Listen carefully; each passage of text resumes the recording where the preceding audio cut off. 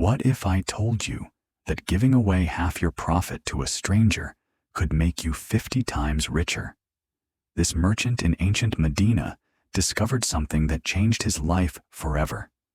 In the golden age of Islam, in the bustling markets of ancient Medina, where the morning sun cast long shadows between the stalls and the scent of frankincense mixed with cinnamon and cardamom, lived a man named Khalil ibn Ahmad.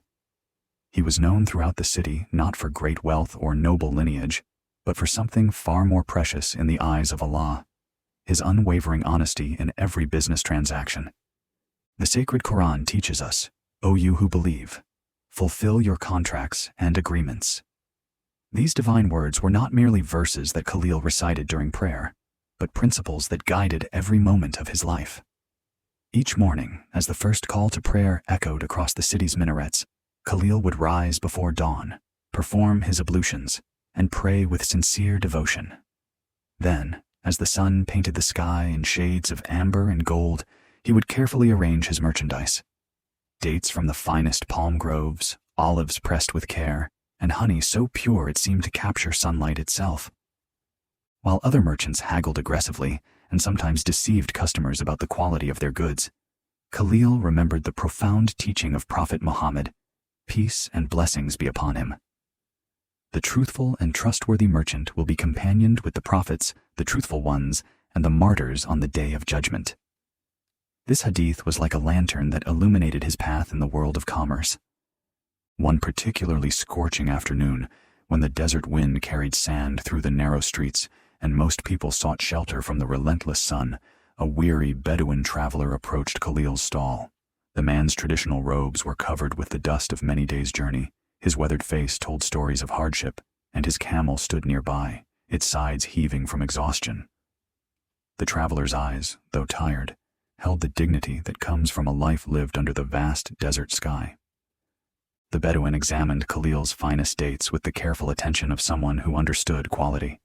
These were indeed treasures, each date plump and golden, sweet as honey, carefully selected from the most blessed palm groves near the holy city. "Brother," the Bedouin said in the respectful manner of the desert people, "what price do you ask for a full sack of these magnificent dates?" Khalil looked into the man's eyes and saw not a stranger to be taken advantage of, but a fellow servant of Allah. 20 silver coins, my brother," he replied honestly, though he knew well that he could have asked for 30 or even 40 from this traveler, who clearly was not familiar with the local market prices. But the fear of Allah was stronger in his heart than the temptation of extra profit. The Bedouin's calloused hands reached deep into his travel pouch, searching carefully, but he withdrew only 10 silver coins. His shoulders sagged with disappointment, and worry creased his forehead. "My brother," he said with the heavy voice of a father in distress, "I have traveled for 12 days across the desert to reach your blessed city. On the 7th day, as we camped near the wells of Du al-Hulayfa, bandits attacked our small caravan. They took half our money and scattered our goods across the sand." The Bedouin's voice became softer, more vulnerable. "These dates, they are not for trade or profit. My young daughter, my precious Aisha, has been ill for many weeks. She can barely keep any food down. But dates? Sweet, pure dates are the only nourishment that brings her strength. The physician in our village said that if I could find the finest dates from Medina, they might help her recover." As Khalil listened to these words, his heart swelled with the compassion that Islam teaches every believer to feel for their fellow human beings. The Holy Quran echoed in his mind with crystal clarity. And whoever saves a life, it is as if he has saved all of mankind. This was not merely about selling dates. This was about helping a father save his child. Without a moment's hesitation, Khalil reached for his largest sack and began filling it with his very finest dates, choosing each one with the care of a father selecting food for his own child. "Take these with my prayers for your daughter's health," he said, accepting only the 10 coins the man possessed. "And please, take this small jar of honey as well. It will help the dates digest more easily." The Bedouin's eyes filled with tears of gratitude that he tried to hide, as is the way of proud desert men. "How can I ever repay such kindness to a stranger?" he asked, his voice trembling with emotion. Khalil smiled with the warmth that comes from following Allah's guidance. "Make sincere dua for me and my family," he replied. "That is worth more than all the silver in the world." As the weeks turned into months, Khalil's act of generosity seemed to fade from the memory of the bustling marketplace. But Allah, in His infinite wisdom, never forgets the good deeds of His servants. The beloved Prophet, peace be upon him, taught us, no act of kindness, no matter how small, is ever wasted in the sight of Allah. One morning, as Khalil was arranging his daily goods and reciting his morning dhikr, a magnificent caravan appeared at the entrance to the marketplace. The camels were adorned with the finest saddles, the guards wore polished armor, and at the head of this impressive procession rode a man dressed in silk robes that spoke of great wealth and high station. This wealthy merchant dismounted with the grace of nobility and walked directly to Khalil's humble stall, passing by dozens of larger and more impressive shops. "Are you Khalil ibn Ahmad?" he asked with a voice of authority. "The merchant who showed extraordinary kindness to a Bedouin traveler with a sick daughter?" Khalil nodded, puzzled by this unexpected attention from such an obviously important person. The wealthy merchant's stern expression suddenly broke into a radiant smile. "That Bedouin man was my beloved younger brother, Umar ibn Yazid. When he returned to our tribe in the Najd region, he spoke of nothing but your generosity and the purity of your character.